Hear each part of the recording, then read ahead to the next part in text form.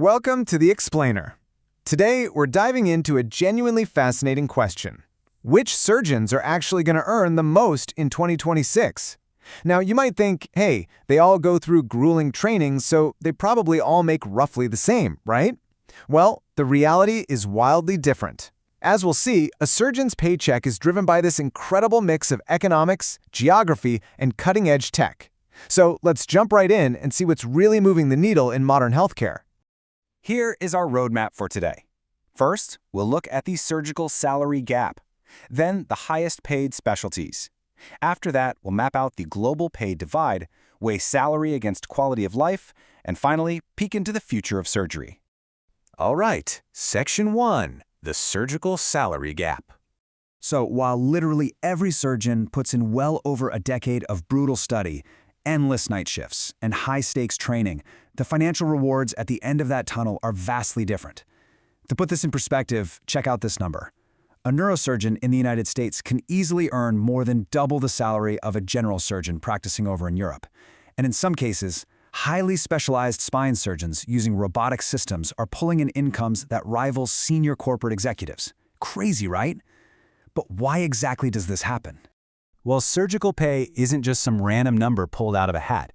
It's dictated by a highly complex mix of variables. You've got the sheer complexity of the procedures, plus the immense legal risks involved. Then there's the length of training, the raw demand for specific specialists, and how many are actually out there. Plus how much advanced tech they use and the fundamental structure of the healthcare funding model itself, like is it public or private? All of these play a massive role in setting those salaries. And this aviation analogy brilliantly illustrates the difference.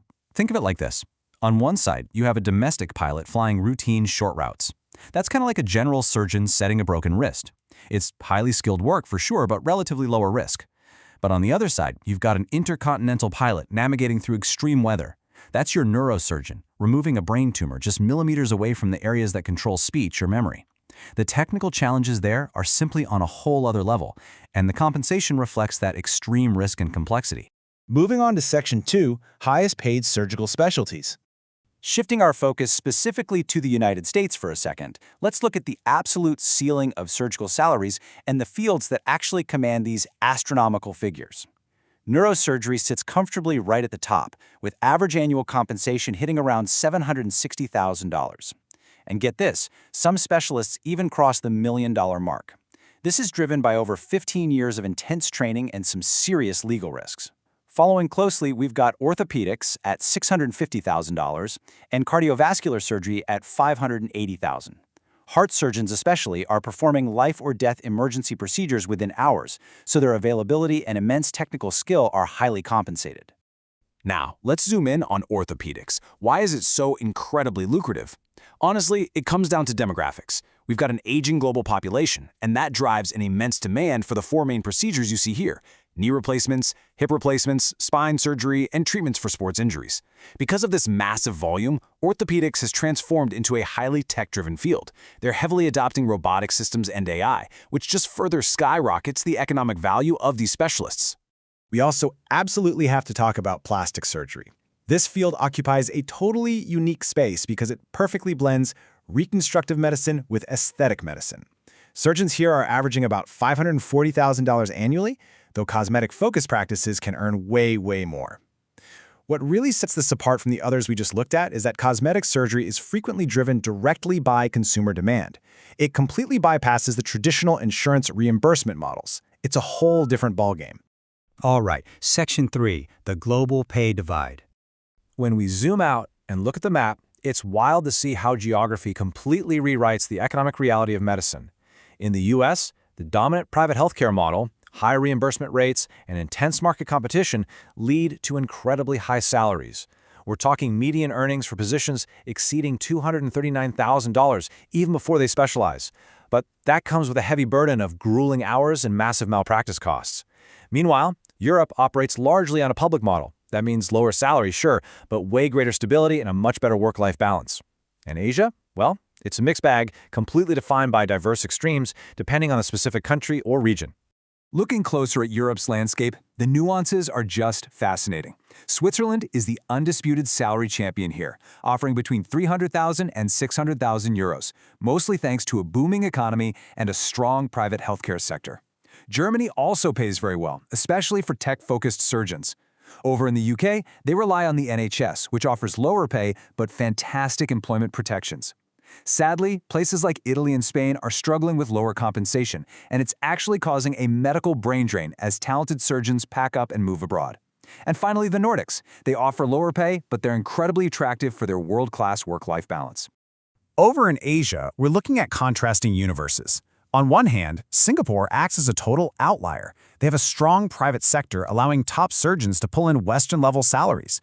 Japan and South Korea are incredibly advanced technologically, but stricter pricing regulations keep their salaries somewhat lower than the US. But then, look at China and India. The reality there is this dramatic wage gap. A top surgeon in a major urban private center can earn an exceptionally high income, while the national averages stay significantly lower because of the vast economic differences between urban and rural areas. Which brings us to Section 4, Salary versus Quality of Life. So let's pivot the narrative a bit to the hidden human cost of these massive salaries and flip the script on what success actually looks like in this high-stakes field. Look at the stark contrast in lifestyle trade-offs right here. Surgeon A is raking in a massive $900,000 a year, but they're working 80 hours a week, they're frequently on call, and family time is severely limited. Now look at Surgeon B. They earn 250,000 euros. It's significantly less money, but they work a standard 45-hour week, enjoy 6 full weeks of vacation, and actually have a predictable schedule. So I want to pose this thought-provoking question directly to you. Who is actually more successful here? It's a fundamental question, isn't it? It forces us to really engage with the data we've just covered and reevaluate the true human cost of chasing the absolute highest paycheck. The truth is, the definition of success in medicine is changing rapidly. For younger physicians entering the field today, compensation just isn't the sole metric anymore. They're actively evaluating burnout risk, prioritizing their mental health, seeking out actual family time, and demanding schedule flexibility. A higher income doesn't always translate into a better quality of life, and the new generation of surgeons absolutely knows it. Finally, let's head into Section 5, the future of surgery. Looking ahead to the next decade, there is a massive technological shift sweeping through operating rooms globally. Just think about the modern surgeon's tech stack. We're talking about robotic surgery, AI-guided planning, augmented reality navigation, digital twins, and real-time imaging. Mastering systems like the intuitive surgical Da Vinci robot allows a surgeon to operate with just extraordinary precision.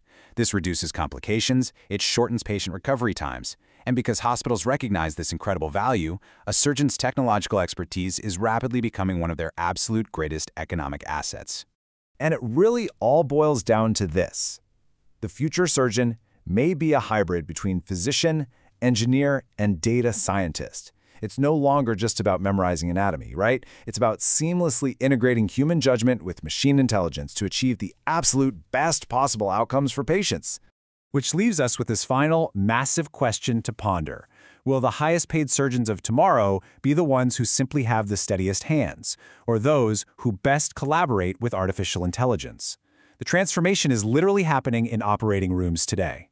Well, I hope this explainer has given you a whole new perspective on the economics and the future of surgery. Thanks so much for joining me, and stay curious.